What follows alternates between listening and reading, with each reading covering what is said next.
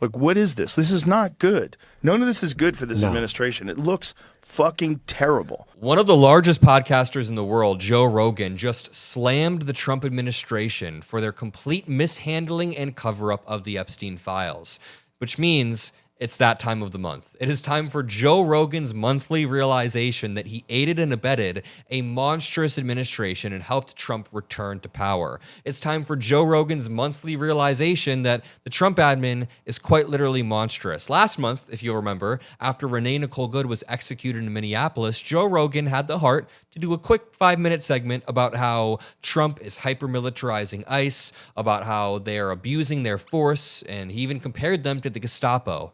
But after that, he was quiet for about a month on the administration. He was rather silent, and now he is popping his head back up to express his misgivings once more.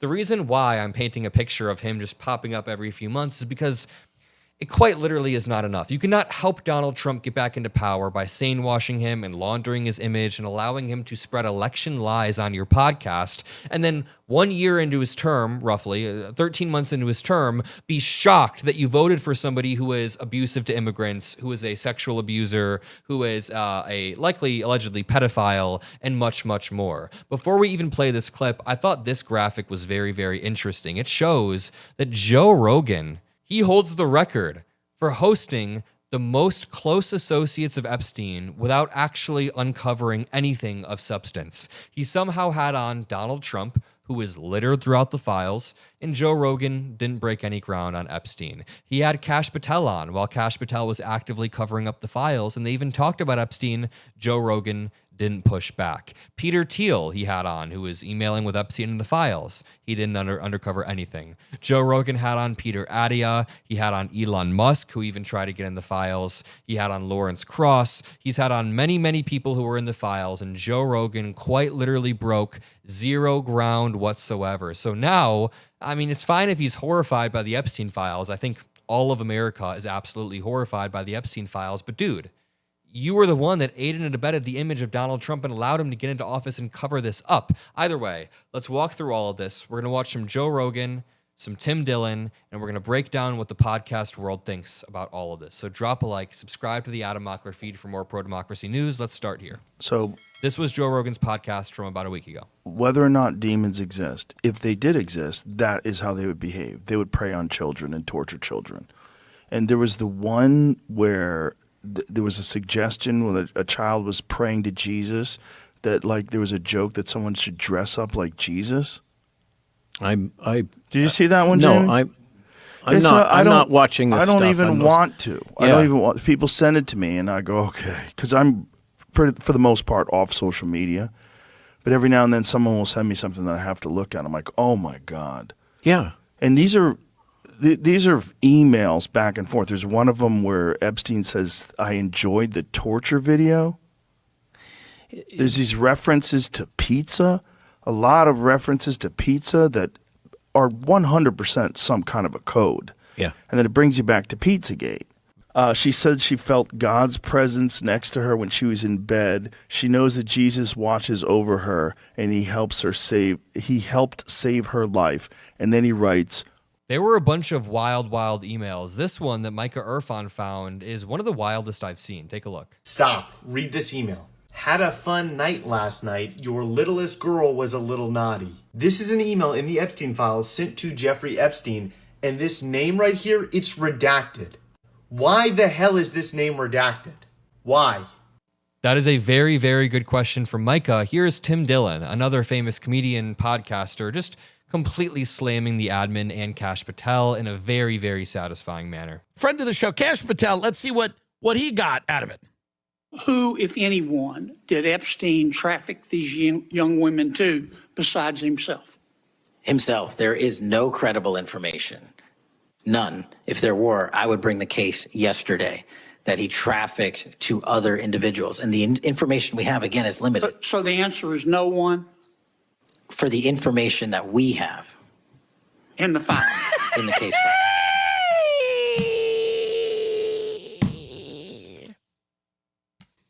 You don't have to be the director of the FBI to see that this guy's trafficking women. He's trafficking underage women. You don't have to be so Kash Patel's a liar. He's a big, fat liar. He's a liar, and he should resign and step down because he's lying. Why is he lying? Why would he tell such a fib? That is a lie. It is a lie, and he's bad at it. He's terrible at it. And we knew it was a lie when he said it. And now it's such a lie, it's actually funny. It's like a junkie who's like, no, man, I'm just tired. Like, we know you're on drugs. Let's watch Joe Rogan's most recent clip. This is the one in which he says, the administration messed up. He essentially says this does not look good for Trump or the administration. Watch until the end of this clip. This is the one that I hate the most. Yeah. Because this one scares the shit out of me. Because the fear of, we talked about this yesterday with Roger Avery, the fear of these like literally demonic human beings that are running the world and don't give a fuck about human lives and enjoy watching people being tortured, enjoy watching people killed, participating in ritual sacrifice of people, and they do it in order to show that you're a part of a team and we know that has always historically been a real thing, and it's been something that you look at in history, you go, God, it's so sick, it's so twisted, it's so disgusting, and everybody wants to think, thank God that's not happening now. But then when you realize, like, that might have been happening now. Here's one of the craziest ones. The day he was indicted in 2018, the very next day he ordered 330 gallons of sulfuric acid. What? Yes. He ordered 6 55-gallon drums of sulfuric acid to be delivered to the island. And so there was a lot of people online saying, oh, that was probably for his desalination plant. It's probably like a regular thing they need to order. So then someone else did a deep dive and said, no, this is the first time this was ever ordered. I checked that again. I saw there was 2 other ones. Oh, there was 2 other orders? 2017 and 2015. Oh, so that guy was wrong. It could have been the first one from that company, potentially. Ah, that makes sense. So maybe it was for this desalination equipment, but also that's a lot of sulfuric acid. This part is true. Jeffrey Epstein did purchase 330 gallons of sulfuric acid and shipped it to his private island, Little St. James. If I needed 5 gallons for my desalination equipment, but right. 239 gallons or whatever it is to burn kids. Yeah. To fucking get rid of bodies. Well, it's kind of hard to think of any other use for acid, just in general. Right? Immediately, you think. Immediately. Yeah. The other orders, were they that large? Let me check. Because here's the other thing. I mean, how long has it been killing people? How long have they been boiling bodies to get rid of them? I mean, if you do have, for lack of better words, let's call it a service, where you allow rich people from foreign governments or whatever, you set it up. I can give you whatever you want. Right. Like, what I want to do is I want to kill a hooker. Like, I want to kill her, I want to torture her, and I want to, get rid of the body. Ahmed bin Sulayem sent the torture video to Epstein. This is in 2009. So Epstein was saying that. Where are you? Are you okay? I love the torture video. Jeez. I am in China. I'll be in the U.S. second week of May. What the fuck, man? And why is his name redacted?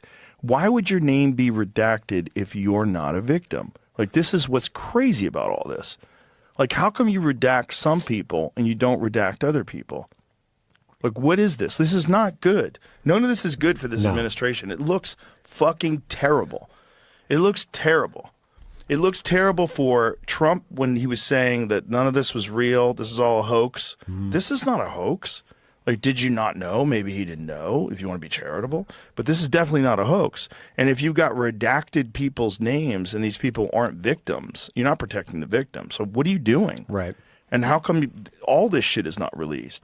I mean, yeah, we could have noticed this quite literally a year ago when Pam Bondi said the files were on her desk and then nothing came of it. Or 10 months ago when Elon Musk said Donald Trump was in the Epstein files. Maybe 8 months ago when we learned that the FBI had their agents redact Trump's name throughout the files. Maybe we could have figured this out 6 months ago when Trump was melting down on Air Force One, or 4 months ago when they were trying to block the release of these files by any means possible, even saying it was a hoax, or attacking the victims, or saying that there was nothing more to be found. I mean, it's been very clear what this administration's end goal is. I'm going to leave it there. If you appreciate these videos, drop a like, subscribe. I'll see you later. Peace out.